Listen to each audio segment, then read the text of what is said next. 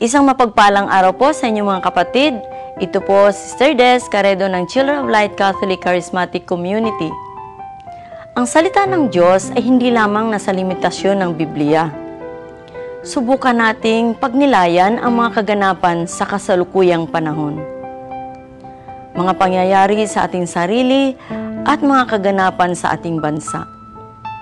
Marahil, dito, nagsasalita din ang Diyos para sa kanyang bayan. Hindi ka ba nababagabag sa mga kaganapan sa iyong kapaligiran sa ngayon? Mga iba't ibang isyu sa ating lipunan, isyu ng korupsyon, kawalang katarungan, mababang uri ng moralidad, kahirapan, kawalang integridad ng mga namumuno sa ating pamahalaan, at kawalang pakialam ng iilan. Kamakailan lamang nagpahayag ang 5 obispo sa katauhan ng CBCP President Angel Lagdameo at 4 pang mga obispo panawagan tungkol sa pagbabago.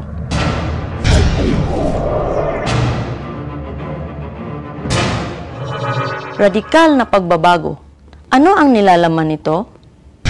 At sa pagkakataong ito, aming nakapanayam si Bishop Broderick Pabilio upang bigyan tayo ng gabay na mga nagugulhan sa mga pangyayari. So itong panawagan na ito na ginawa nila Archbishop Lagdameo, na siya yung presidente ng CBCP at 4 pang ibang mga obispo, ang konteksto nito ay ganito, no? Dahil sa nangyayari sa ating bayan ngayon na maraming mga issue sa ating bansa ay hindi natutugunan, no, tulad ng issue ng Hello Garces tape, no, yung NBNCTE, tapos yung kila Jok na noon kay sasabog pa lang, ito yung mga sa Oktubre nito, no, nung nakaraan, saka iba pang mga issues tungkol sa corruption, no, na hindi ba naiimbestiga, at saka dahil sa kahirapan ng bayan na mas hirap na hirap sila dahil sa noong pagtaas ng langis, at saka yung problema sa IVAT, no, na hindi natutugunan, at marami pa tulad ng extrajudicial killings na patuloy pa rin, tapos yung mga disappearances, yung mga nawawala, no? Saka yung mga magsasaka ng mga leaders ay kinakasuhan, no? Ginagawa ng mga kaso, no? So, yan yung mga pangyayaring, dahil sa pangyayaring yan, sumulat ang AMRSP. Yan yung asosasyon ng mga major religious superiors sa Philippines. Kay Archbishop Lagdameo, gumawa siya ng pahayag. At bilang katugunan sa sulat nila, nagpahayag si Archbishop kasama ng mga obispo. At ang pahayag niya naman ay hindi naman bago.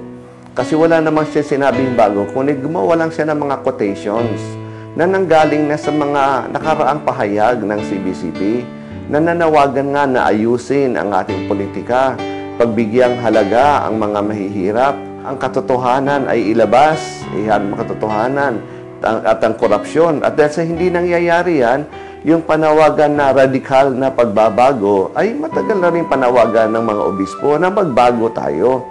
So, yan yung konteksto niyan, no? So, ang kahulugan ng radikal na pagbabago ay hindi lang pagbabago ng tao, ng namumuno, higit sa lahat pagbabago ng sistema, ng pamamaraan. Tulad nga ng sistema ng dapat ang katotohanan ay hindi tinatago, ay dapat ilabas. Ang problema lang yung sa pamahalaan ngayon, sa halip na ilabas yung katotohanan, ay naghahanap ng lahat ng butas para lang matakpan ang katotohanan. Ginamit na executive privilege, ginagamit ng Supreme Court, no, para diyan, no? Tapos yung mga paraan upang malaman yung katotohanan ay natatakpan, tulad ng impeachment process, yan ang investigasyon yan, no, ay hindi natutugunan. Ang ombudsman hindi kumikilos, no, hindi maaasahan. So yan ba yung mga sistema ng pagpapamahala ay hindi natutugunan yung hinihiling ng bayan. Tapos isa pa, yung paraan din sa ating ekonomiya na sana bigyan ng pansin ang mga mahihirap, yung mga tao. Pero sa halip, ang nabibigyan ng pansin ay ang mga investors, yung mga mayayaman. No, para lang makuha yung mga investments, mainyayahan yung mga foreign companies dito, ang dami mga pribilehiyong ginagawa sa kanila na ang nagdudusa ay ang mga Pilipino. Tulad ng iimbitahin nila na pumunta rito magtayo ng mga factory. Tapos ang baba ng sahod, hindi tinataas yung mga sahod. Hindi makaka-organisa yung mga tao. Kapag nag-organisa upang ipagtanggol ang karapatan nila, ipinipigil. Sa ngalan daw na magkaroon ng industrial peace. No? Hindi naman makakaroon ng peace ng walang katarungan. Ay, hindi man makatarungan ang mga pasahod nila. Tulad na ngayon, ang nangyayari sa atin sa Hanjin, ang daming namamatay doon, walang investigation na nangyayari. Dahil siya daw nagbibigay daw ng trabaho, dahil siya nagbibigay daw ng investment, pero sinong sasacrifice natin? Ganon din yan sa ating sa paggamit sa lupain. Maraming mga kaso tulad ng sa Mindanao, yung mga malalaking plantation ng mga banana, gumagawa ng aerial spraying. At sa kanilang aerial spraying, lahat ay nai-spray, hindi lang na banana, pati yung mga taong nandoon, ang tubig nila. No? At yan ay parang hindi tinutugunan yan.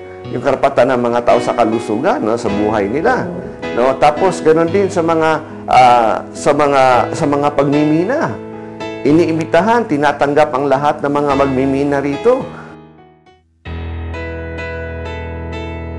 At nasisira yung ang kalikasan natin at ang mga karapatan ng mga tao, mga katutubo, yung mga mayor na nandoon. Na alam naman natin na wala isa pang lugar sa Pilipinas na minina pagkatapos ng mina igumanda ang kanilang kalagayan. Lahat ng mga lugar na minina, pag alis ng mga minero, ay sira yung lugar natin. Mas mahirap pa yung mga tao. How can they claim na ito'y para sa tao? Na ganyan ang nangyayari? At kung hindi nila kayang maipulis ang mga nagmimina, ay di huwag silang tumanggap ng maraming mga applications. No? Para lang makakuha doon ng mga investors. So, sinisira ang ating sarili. So, isang pamamalakad yan. Tapos, isa parang pangamamalakad na mas binibigyang halaga yung nagdadala ng pera, yung mga pangungutang natin. Ang dami sa mga inutang na alam natin hindi na kinabang ang mga Pilipino. Tapos, pinipilit nating bayaran yung mga utang na yan. No? At tulad ng kaso ng NBN-City, NBN, kung hindi lang yan nabulyaso, hindi lang nakuha, ay utang na naman yun. At sino nakinabang doon? No? So bakit masyadong natin pinapahalagan yung mga pagungutang, pagbabayad ng utang na ang mga tao natin na masyadong nahihirapan? No? Tapos sa kaso natin ngayon, lumabas lang na gusto nang palitan yung ating konstitusyon para mabigyan ng 100% ownership yung mga dayuhan para mag-ari ng lupa natin, pagbibili nila ang lupa natin. Na ang mga Pilipino nga, hindi nga nabibigyan ng land reform. Yung land reform na hinihingi ng mga malita, mga magsasaka, para bigyan sila ng bahagi sa lupa, ay hindi nga naibibigay. Tapos, ipamimigay pa sa mga dayuhan. So, ibang mga kasong yan, talagang kailangan ng pagbabago ng sistema. Ngayon, kung maggawa ng pamahalaan natin na baguhin yung sistema, di maganda. Kaya dapat makinig sila sa pasadaing na mali na yung pamamalakad nila. Ay, pero kung hindi nila magawa na baguhin yung sistema, ay kailangan silang palitan din para palitan yung sistema. No? So, hindi na naghahanap na palitan muna sila. Sila mismo bibigyan ng pagkakataon na magbago ng pamamalakad.